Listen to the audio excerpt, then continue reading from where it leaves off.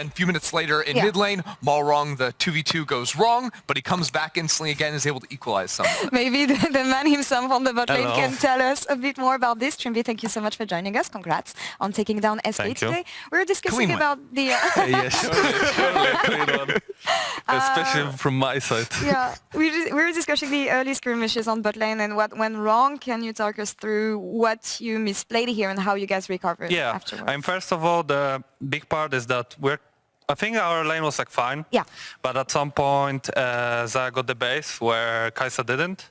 Trash like kind of pulled off the wave, which we couldn't really like contest for. And then afterwards, I was not blocking that hook because I was like, okay, there's no way it's gonna be timed. You know, like I thought the timing is like no way it's gonna actually hit, right? So after that, it was getting rough because obviously Zaya can pressure you afterwards with the Noon Quiver, I think that was. And then we have to like look for a window to base. So I think then they did something wrong then we got the base off.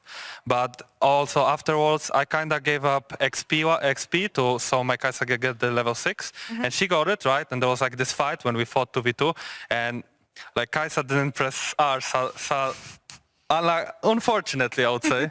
And yeah, this is kind of how it went. Because I feel like if Kai'Sa actually gets the ult off there, I feel like we're just like getting so ahead, honestly, there. Yeah, absolutely. And it was a bit unlucky, and it took you guys a bit of time to come back in the game. And here I want to focus on the Baron throw from SK in the sense that they get it, but they don't utilize it the same way, and it's just giving up a lot of death here. Yeah, it was kind of sad because like SK got this 20-minute Baron and then tried to make this pick into a side lane on Shigenda. Now, importantly, solo laners are nowhere near for SK, and they get the kill, they get the damage down, but then walk into jungle. I think Barkun wants to farm this, but you guys were making the call to go for a fight. Yeah, we really wanted to fight. At first on Wukong, because we thought he was like, overextended, but then it turned out there was like 3 people walking in, and yeah, we really wanted to get those kills. I mean, also Azir TP'd, right? I guess they miscommunicated, because, you know, if Azir TP's there, then I guess they would like to fight, but they didn't at the end.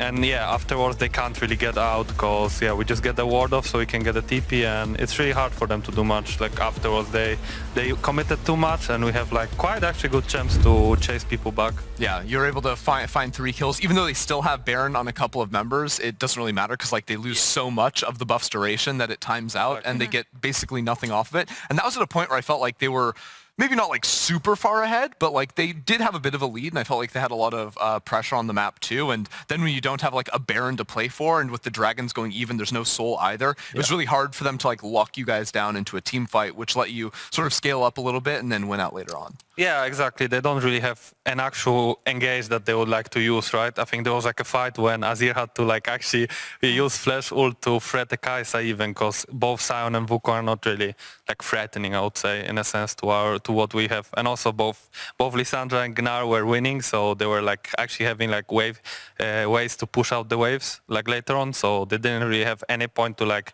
catch up to outside of like mid pushing that, you know, doesn't really help much when we can just like play from sides and chill, take the fight we actually want, and they are the ones who actually need to engage, even though it feels weird because they're kind of outranging, but like they can't do much actually. They're really cool in that game. Yeah, you guys took your time on this, getting the victory in the end, but rolling back a bit to what we were saying about Koi before the game is that we never know what to expect from you guys. We never know what kind of form we're going to get from Koi, and I see you smile here, Salah. Talk us through what's going on with Koi and the fact that even though you seem like a well-oiled machine in the sense that you know what each player is supposed to be doing, how come you guys can't get this consistency that we expect from you?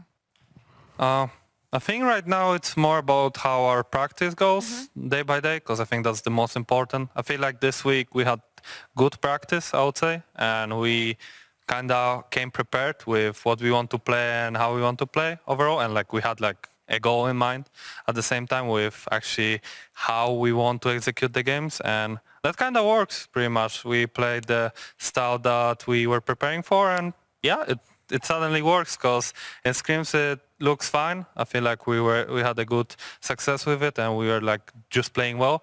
And on stage it feels like we're doing okay.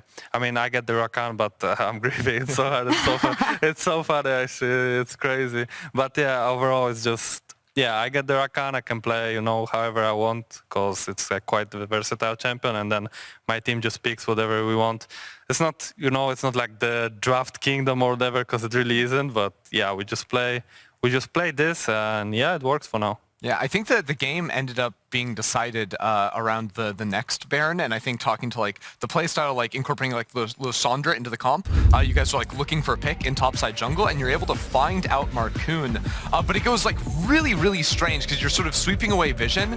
You find Marcoon in the enemy jungle, but then because you also get picked off right after, it feels like SK have full control. I agree with it completely. I should never even die there. I don't know. It's like a support brain, just turning off, just getting that control ward for no reason. DOS was out of your vision right around the corner, yeah, right? But it was pointless to even get that control. We get a free Nash, and I think we can easily contest the Drake after. But then, obviously, they kind of feel like they have to pressure because they don't have a jungler, and that's what way they do. That's the team fight I talked about, right? Yeah. Azir has to engage in, and he's already 1 HP, and it's really hard fight for them already. But that's kind of how it seems that they have to play, because we are like, I don't know if we are that ahead at the time, but it just felt like in the game that it's not easy for them to just hit us without actually us trying to turn back due to like the tools we had in that game. It's interesting because like I feel like they do have a lot of like disengage tools, but they do, yeah. They still wanted to make that play in the fog of war, right? Like DOS had just hit the hook on you, so he's like, oh, I want to go for another one in mid. But I think that Xkick was so far away from the team, and maybe they weren't all on board with that plan, like 20 seconds in advance, and it was more of a, oh, I see a hook, let's take it. Yeah. And that's why the engage to me looked a little disjointed and end up really flipping. Yeah, it could be, because if they get the Gnar off there, then maybe they actually have like a fight of, I mean, it's a bit bad also to fight for them in that area, because I'm spawning a bit faster than Wukong, and obviously it's closer to my Nexus, so I'll be there faster than Wukong himself. But yeah, it was like, I mean, overall, I think those, he was hitting good hooks overall, and I think that he was like doing good job for his team to like actually making it playable. I would say at the end of the day, I was helping a bit too, sadly. Just a friendly support, it's for the birthday. Yeah, of course. Yeah. Birthday gift, I guess. But overall, I think I'm quite happy with like how we play.